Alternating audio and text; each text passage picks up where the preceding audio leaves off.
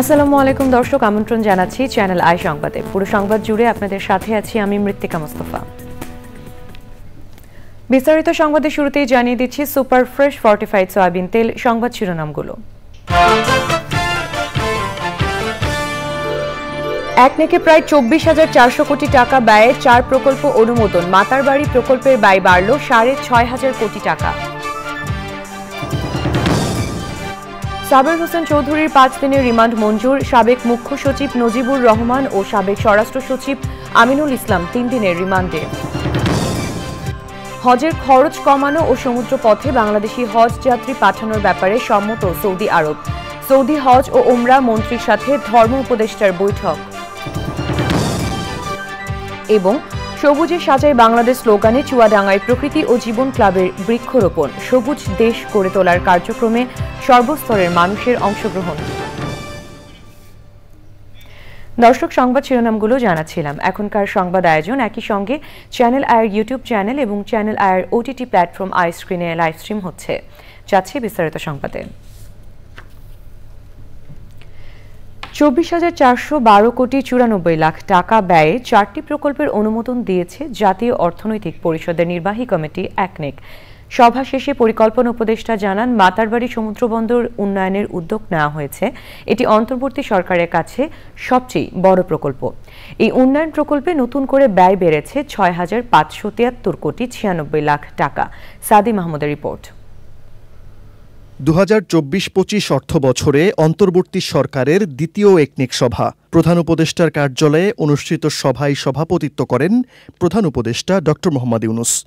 বৈঠকে 4টি প্রকল্পের অনুমোদন দেওয়া হয়। মোট প্রকল্প ব্যয় ধরা হয়েছে 24,404 কোটি 94 লাখ টাকা। সভা শেষে সংবাদ সম্মেলনে 4 প্রকল্পের বিস্তারিত তুলে ধরেন পরিকল্পনা উপদেষ্টা। জানান, ঢাকা রংপুর মহাসড়ক নির্মাণ প্রকল্পে ব্যয় বেড়েছে 376 কোটি 99 লাখ টাকা। আর মাতারবাড়ি গভীর সমুদ্র বন্দর উন্নয়ন প্রকল্পের ব্যয় বেড়েছে 6,573 কোটি 96 লাখ টাকা। মাতারবাড়িতে যেহেতু একটা যেটি হয়েই গেছে, মাতারবাড়িতে একটা গভীর সমুদ্র বন্দর করার প্রকল্প, এটা আমরা বিবেচনা করেছি। এটা একটা বড় প্রকল্প। অনেক দিন ধরে চীন করবে না ভারত করবে নিয়ে বহু টানাপোড়েন চলছিল, কোনো কিছুই হচ্ছিল না। এটা যে কারণে বললাম, একটা ভূরাজনৈতিক তাৎপর্যপূর্ণ একটা বড় প্রকল্প। এবং আমরা ভাবলাম যে জাপান কিন্তু একটা দেশ যেটা অত্যন্ত, আমি আগেই বলেছি, খুব সহজ শর্তে ঋণ দেয়। জাপানি প্রকল্পে দেশীয় ঠিকাদার দুর্নীতি করেছে এমন কোনো প্রমাণ আমিও কখনো শুনিনি। প্রকল্প ব্যয় কমলে অর্থনৈতিক কার্যক্রমে ভাটা পড়ে উল্লেখ করে পরিকল্পনা উপদেষ্টা বলেন, অপরাজনীতির অপচয়গুলো এখনও আছে। বিদেশি অর্থায়ন হলেও সহজ শর্তে ঋণ নিয়ে এগোচ্ছে সরকার বলে উল্লেখ করেন তিনি। যখন প্রকল্পের বলা হয় যে আর অর্থ ব্যয় না করে শুধু সময় বাড়ালেই হবে, বরাদ্দ বৃদ্ধি না করে, এখানে যদি আগে থেকেই বরাদ্দ বৃদ্ধি হয়ে থাকে, তাহলে তো সেখানেও অপচয়ের একটা সুযোগ আছে। কাজে সেই সব প্রকল্পগুলো আমরা যখন ছাড় দিচ্ছি, আমরা বলছি যে আসলেই কি অত ব্যয় দরকার। যেমন কতগুলো নির্মাণ প্রকল্প আছে, স্বাস্থ্যকেন্দ্র আছে, শিক্ষা প্রতিষ্ঠান আছে, এগুলো বলা হচ্ছে যে বাড়তি ব্যয় না করে শুধু সময় বাড়ানো। এই সময় বাড়ানো কিন্তু দ্বিতীয়বার, তৃতীয়বার, চতুর্থবার, অধিকাংশ ক্ষেত্রেই চতুর্থবার এই প্রকল্পগুলোর সময় বাড়ানো হয়েছে। সরকারি প্রকল্পের কাজগুলোতে এখন পর্যন্ত কতগুলো গাড়ি আছে, সেগুলো কি অবস্থায় আছে তা খতিয়ে দেখা হবে বলেও উল্লেখ করেন পরিকল্পনা উপদেষ্টা। Sadi Mahmud, channel I, Dhaka. পল্টনে বিএনপি কর্মী মকবুল হত্যা মামলায় সাবেক মন্ত্রী ও আওয়ামী লীগ নেতা সাবির হোসেন চৌধুরীকে 5 দিনের রিমান্ডে নিয়েছে পুলিশ। যুবদল নেতা শামীম রেজা হত্যা মামলায় সাবেক প্রধানমন্ত্রীর মুখ্য সচিব ও এনবিআর-এর সাবেক চেয়ারম্যান নজিবুর রহমান ও সাবেক স্বরাষ্ট্র সচিব আমিনুল ইসলাম খানকে 3 দিনের রিমান্ডে নেওয়া হয়েছে। পরাগ আজমের রিপোর্ট। গণ অভ্যুত্থানে পতনের আগে আওয়ামী লীগ সরকারের পরিবেশ, বন ও জলবায়ু পরিবর্তন বিষয়ক মন্ত্রী ছিলেন সাবির হোসেন চৌধুরী। 2022 সালের ডিসেম্বরে ঢাকার পল্টনে বিএনপি কর্মী মকবুল হত্যা মামলায় তাকে গ্রেফতার দেখিয়ে বিকেলে সিএমএম আদালতে তোলা হয়। ওই সময় আদালত চত্বরে বিক্ষোভ দেখাতে থাকেন বিএনপি সমর্থক আইনজীবী ও সাধারণ মানুষ। মামলার তদন্তের স্বার্থে তাকে 10 দিনের রিমান্ডে নেওয়ার আবেদন করলে আদালত 5 দিনের রিমান্ড মঞ্জুর করেন।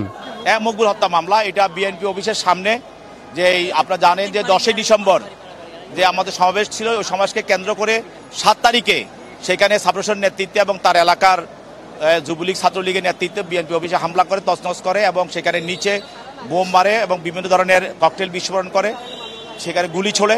সেখানে একজন বিএনপির কর্মী মকবুল আহমেদ নিহত হয়।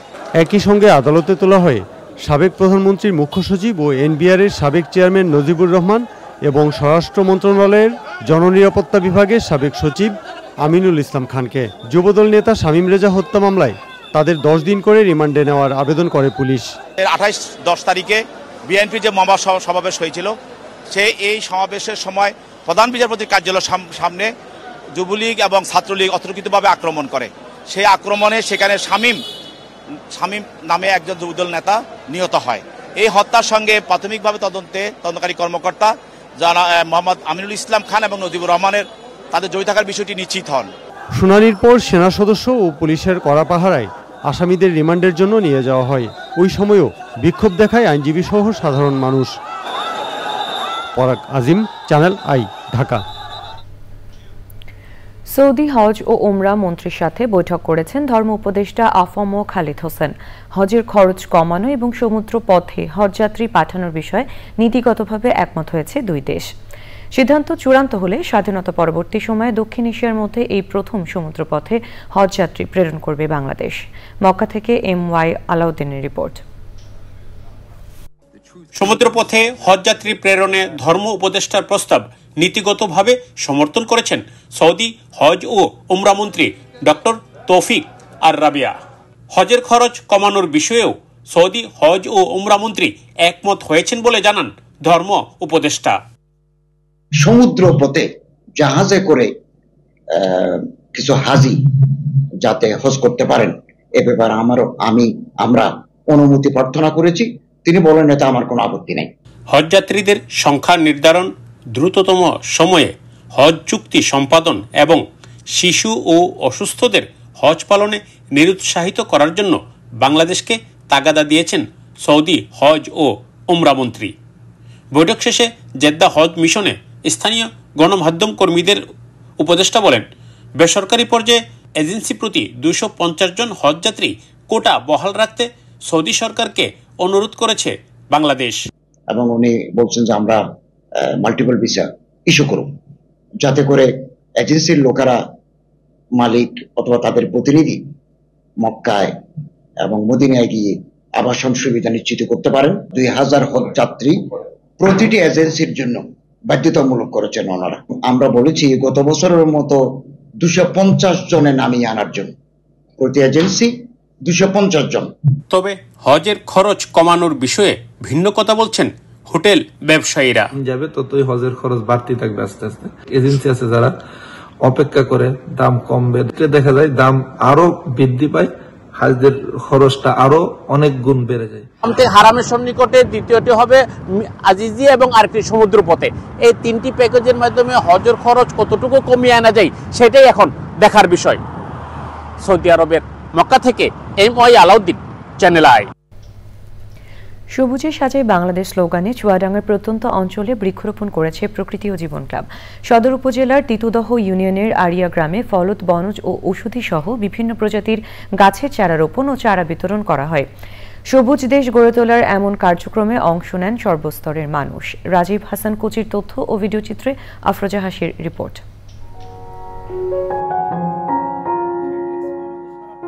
বৈশ্বিক উষ্ণায়ন সহনীয় মাত্রায় রাখতে এবং জলবায়ুর পরিবর্তনজনিত অভিঘাত মোকাবেলায় সারা দেশে এবারও ব্যাপক হারে বৃক্ষরোপণ করছে প্রকৃতি ও জীবন ক্লাব। শুধু শহরাঞ্চলেই নয়, গ্রাম বাংলার প্রত্যন্ত অঞ্চলেও বৃক্ষরোপণ করছে সংগঠনটি। সবুজে সাজাই বাংলাদেশ এই প্রতিপাদ্যে চুয়াডাঙ্গায় বিভিন্ন জায়গায় বৃক্ষরোপণ কর্মসূচি পালন করেছে প্রকৃতি জীবন ক্লাব। এই গাছ, যে গাছ চুয়াডাঙ্গায় লাগানো হয়েছে এবং বিভিন্ন জেলায় লাগানো হচ্ছে, একটি উদ্দেশ্য, সেই উদ্দেশ্যটি হচ্ছে কার্বন নিঃসরণকে কমানো, অক্সিজেন বাড়ানো এবং এখানে যে ধরনের প্রাণীগুলো থাকে গাছে তাদের কিন্তু একটা বাসস্থানের ব্যবস্থা করছি আমরা। এবং আজকে ঝড়, জলোচ্ছ্বাস, বৃষ্টি যাই বলি না কেন, সব কিছু কিন্তু ব্যালেন্স করে এই গাছ। সুতরাং আমাদের ইকোসিস্টেমকে যদি ভালো রাখতে চাই তাহলে কিন্তু আমাদের গাছের বিকল্প নেই। আমরা যত বেশি পারি গাছ লাগাতে হবে, এই বৃক্ষরোপণ করে সারা বাংলাদেশটাকে সবুজ করে ফেলতে হবে। এবং এই কাজটি আমরা যত দ্রুত করব তত কিন্তু আমরা ভালো থাকব, আমাদের ভবিষ্যৎ প্রজন্ম ভালো থাকবে। নিভৃত পল্লী আরিয়াদহ গ্রামের শিক্ষার্থী সহ সাধারণ মানুষকে ফলদ, বনজ ও ওষুধি গাছের চারা বিতরণ করা হয়। গাছ আমাদের জীবন বাঁচায়। আমাদের সবার উচিত, আমাদের সবার জায়গা থেকে উচিত আমাদের বৃক্ষরোপণ করা। আমাদের সমাজের উপকার হচ্ছে এবং উপকৃত হচ্ছে দেশ ও গ্রামের মানুষ। প্রকৃতি ও জীবন রক্ষায় কর্মসূচির প্রশংসা করেন বিশিষ্টজনেরা। এই চ্যানেল আয়ের সকলকে আমি এই উদ্যোগ, এই ধরনের কাজের জন্য আমরা গর্বিত। বিভিন্ন শিক্ষা প্রতিষ্ঠান থেকে শুরু করে সাহায্যকারী যে প্রতিষ্ঠানগুলো আছে সবাই কিন্তু এটা দেখে অনুপ্রাণিত হবে। এই অনুপ্রেরণার আলোকে দেখা যাচ্ছে আগামী সমৃদ্ধ একটা দেশ, সুন্দর একটা দেশ আমরা কল্পনা করতেই পারি। জনকল্যাণকর কর্মসূচি অব্যাহত রাখার কথা জানিয়েছেন আয়োজকরা। সারা বিশ্বে যে তীব্র গরম, সেই গরমে যখন আমরা হাঁপসাপ হয়ে উঠেছি তখন চ্যানেল আইট প্রকৃতি ও জীবন ক্লাব এই সুন্দর উদ্যোগটা গ্রহণ করেছে, যা আমাদের এই সুন্দর পৃথিবী, সুন্দর পরিবেশ, প্রকৃতিকে আরও সুন্দর করে গড়ে তুলতে এবং পৃথিবীর শীতলতম করতে সহায়তা করবে। সমন্বিত প্রচেষ্টায় ভবিষ্যতে সবুজ বেষ্টনীর এক অন্যতম জেলা হবে চুয়াডাঙ্গা, এমন প্রত্যাশা বিশিষ্টজনদের। আফরোজা হাসি, প্রকৃতি ও জীবন ডেস্ক, চ্যানেল আই। এবারে বাংলাদেশ ভারত টি-20 সিরিজ।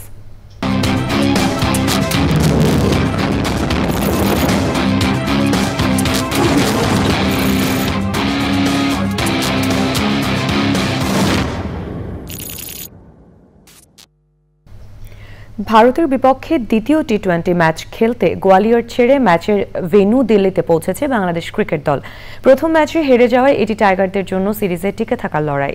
আজ ম্যাচ ভেন্যুতেই অনুশীলন করার কথা রয়েছে টাইগারদের। বুধবার বাংলাদেশ সময় সন্ধ্যা 7:30টায় শুরু হবে ভারত বাংলাদেশ দ্বিতীয় টি-20। প্রথম ম্যাচে 7 উইকেটে জিতে 3 ম্যাচ সিরিজে 1-0 এগিয়ে হোস্ট ভারত। সিরিজের শেষ ম্যাচটি হবে 12 অক্টোবর দিল্লিতে।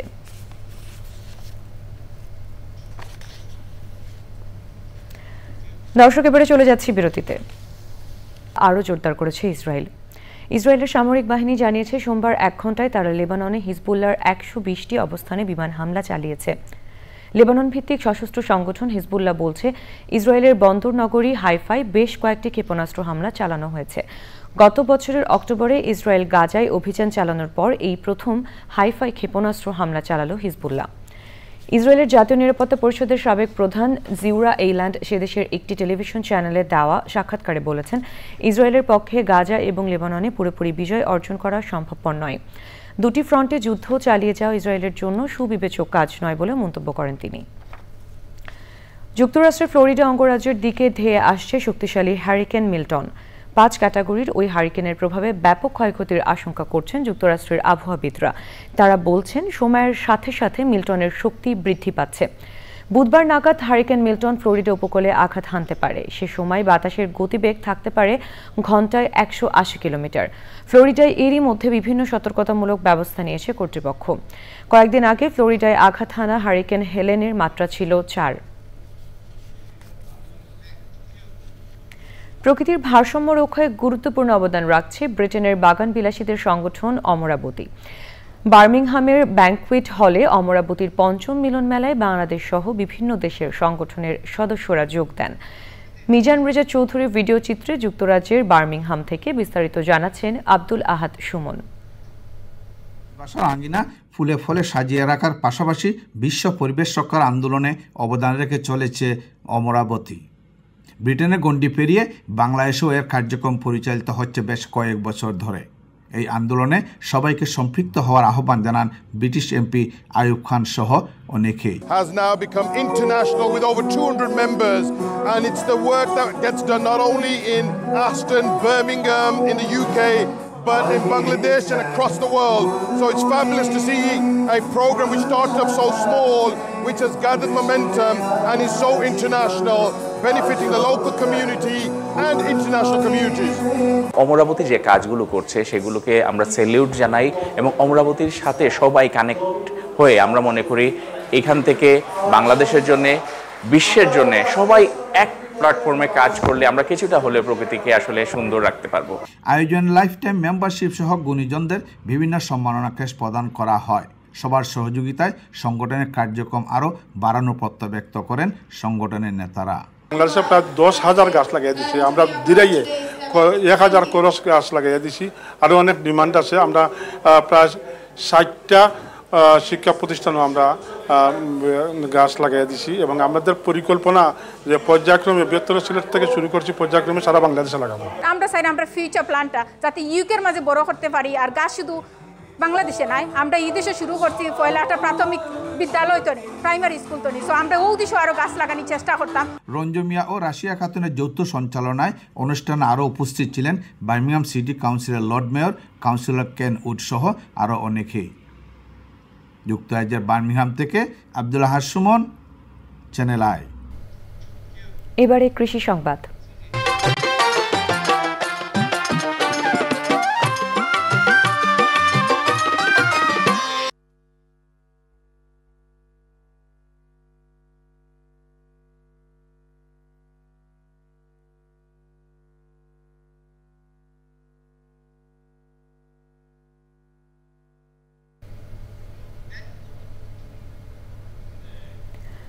মাদারীপুরে আখ চাষে আবারও আগ্রহী হয়ে উঠছেন কৃষক। আখ ফসল দীর্ঘমেয়াদী হওয়ায় একসময় আখ বাদ দিয়ে ধান, পাট ও ডাল জাতীয় ফসলের চাষ বাড়তে থাকে। তবে গত কয়েক বছরে ধান, পাট ও ডাল চাষে উৎপাদন খরচ বেড়ে যাওয়া, ন্যায্য দাম না পাওয়া ও প্রাকৃতিক দুর্যোগে ফসল হানির শঙ্কায় পড়েন কৃষক। অপরদিকে আখ চাষে ঝুঁকি কম ও দাম ভালো পাওয়ায় আবারও মাদারীপুরে আখ চাষ বাড়ছে। মাদারীপুর থেকে রাহাত হোসাইনের রিপোর্ট। ধান ও পাট সহ বিভিন্ন রবি ফসল উৎপাদনে খরচ বেশি, বাজারে মূল্য কম ও প্রাকৃতিক দুর্যোগের ঝুঁকি থাকায় আখ চাষে আবারও ঝুঁকছেন মাদারীপুরের কৃষক।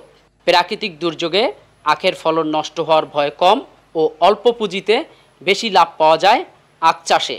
এবছর কালকিনি ও রাজৌর উপজেলার বেশ কয়েকটি গ্রামের কয়েকশো একরে প্রথমবারের মতো আখ চাষ শুরু করেছেন চাষি। রবি শস্যতে অনেক খরচাপাতি হইতো, লাভ হইতো না সেরকম। আবার বর্ষা বৃষ্টিতে মার যেত, এই কারণে লাভের বিষয়টা বেশি দেখে আর কি আখের চাষ করা হয়। আখের লাভবান বেশি, বৃষ্টি হলেও সমস্যা নাই, রৌদ্র হলেও সমস্যা নাই। আখের চাষ শুরু করছি কারণ আখের লাভ অনেক বেশি হয় এবং এটা দিয়ে গুড় বানানো হয়।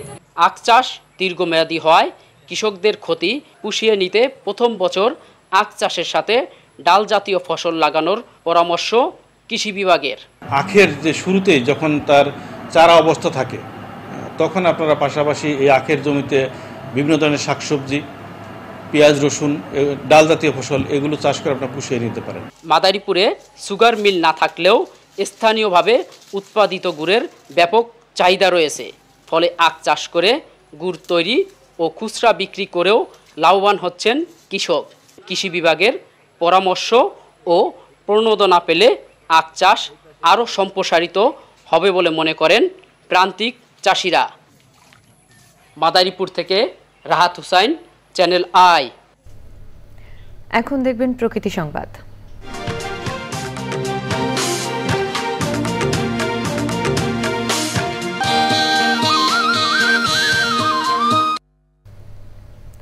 স্থায়ী জলাবদ্ধতায় অসহনীয় দুর্ভোগে সাতক্ষীরার প্রায় 2 লাখ বাসিন্দা, মাসের পর মাস পানিবন্দী জীবনে আবদ্ধ মানুষ।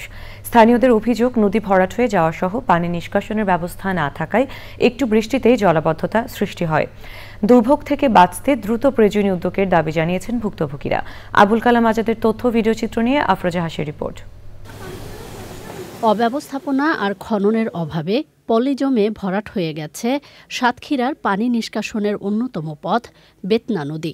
একটু বৃষ্টিতেই দুকুল ছাপিয়ে তলিয়ে যায় ঘরবাড়ি, রাস্তাঘাট।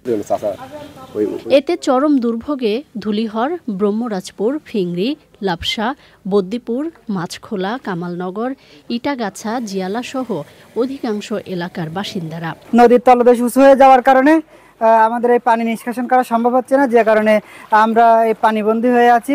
ডিসি সাহেব যদি আমাদের একটা পাকা রাস্তাটা কাটাইতে যদি একটা বিলিবিশনা করে দেয়, 3 দিনের মধ্যে আমাদের এই অঞ্চল আবার দেখি সাতক্ষীরা পর্যন্ত দেখে যাবে। সুপেয় পানির অভাবের পাশাপাশি বাড়ছে পানিবাহিত রোগ। পানিবাহিত রোগ যেভাবে দেখা দিয়েছে, তাতে মানুষের ভিতরে একটা হাহাকার, একটা অসহায়ত্ব বোধ করছে। কিন্তু এই অসহায়ত্বের জন্য সরকারিভাবে বা কোনো সংস্থা আজ পর্যন্ত কোনো ত্রাণ বা কোনো সাহায্য সহযোগিতা কিছু আসেনি। তবে অপরিকল্পিত মাছ চাষের জন্য এমন পরিস্থিতি বলছে পানি উন্নয়ন বোর্ড। আমাদের যে প্রজেক্টটা আছে, এই প্রজেক্টটা কমপ্লিট হইলে আশা করি যে আমাদের জলাবদ্ধতা দূর হবে আর কি। তবে লোকালি যদি কোনো জলাবদ্ধতা পাই, সেটা আসলে আনপ্ল্যান্ড কোনো কিছু থেকে থাকলে, লাইক মৎস্য ঘেরের যে নীতিমালা, সেই অনুযায়ী এটাকে ব্যবস্থা নিলে ইনশাল্লাহ লোকাল জলাবদ্ধতাও দূর হবে বলে আশা করছি। সমস্যা সমাধানে দ্রুত ব্যবস্থা নেওয়ার আশ্বাস প্রশাসনের। বেদনা নদীর পানির লেভেলটা আমার এই জলাবদ্ধ পানির চেয়ে প্রায় 3 থেকে 4 ফুট, অবস্থান ভেদে যেমন বিধানপথে প্রায় 5 ফুট উঁচু। এই পানিটা মানে সরছে না, যার ফলে কিন্তু আমার এই যে ভিতরের পানিটা আমি করতে পারছি না। পাটা কেটে বা কোনো জায়গায় একদম কেটে দিয়েই আমরা চেষ্টা করছি। স্থানীয়দের অভিযোগ, নদীর প্রবাহ সৃষ্টি এবং জলাবদ্ধতা দূরীকরণে 2021 সালে 110 কোটি টাকা ব্যয়ে বেতনা নদী পুনঃখনন কার্যক্রম শুরু হলেও তা এখনও শেষ হয়নি। আফরোজা হাসি, প্রকৃতি ও জীবন ডেস্ক, চ্যানেল আই। দর্শক, এবারে খেলার খবর।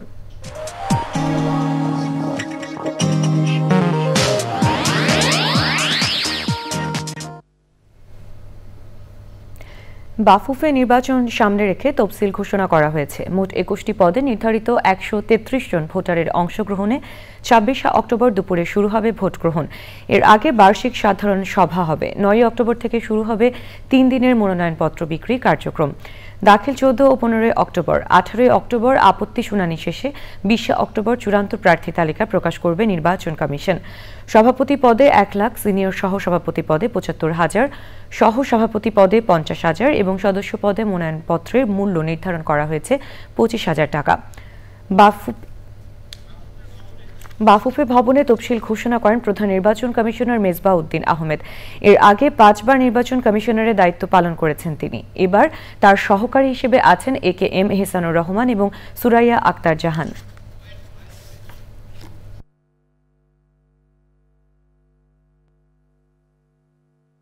9, 10, 12 এই 3 দিন ফর্ম নিয়ে যাবে। প্রতিদিন সকাল 10টা থেকে বিকেল 5টা পর্যন্ত বাফুফে সচিবালয় ফর্ম দেবে। ভোটার তালিকা তৈরি করবে সংগঠন এক্সিকিউটিভ কমিটি।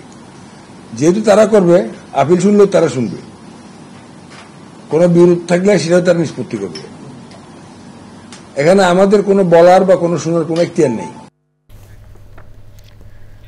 দর্শক, সবশেষে সুপার ফ্রেশ ফর্টিফাইড সয়াবিন তেল সংবাদ শিরোনামগুলো জানিয়ে দিচ্ছি আরও একবার। একনেকে প্রায় 24,400 কোটি টাকা ব্যয়ে 4 প্রকল্প অনুমোদন। মাতারবাড়ি প্রকল্পের ব্যয় বাড়ল 6,500 কোটি টাকা।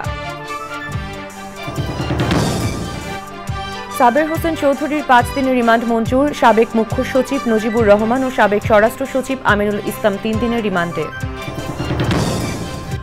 হজের খরচ কমানো ও সমুদ্রপথে বাংলাদেশি হজ যাত্রী পাঠানোর ব্যাপারে সম্মত সৌদি আরব।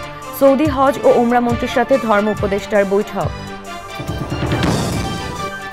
এবং সবুজে সাজায় বাংলাদেশ স্লোগানে চুয়াডাঙ্গায় প্রকৃতি ও জীবন ক্লাবের বৃক্ষরোপণ, সবুজ দেশ গড়ে তোলার কার্যক্রমে সর্বস্তরের মানুষের অংশগ্রহণ।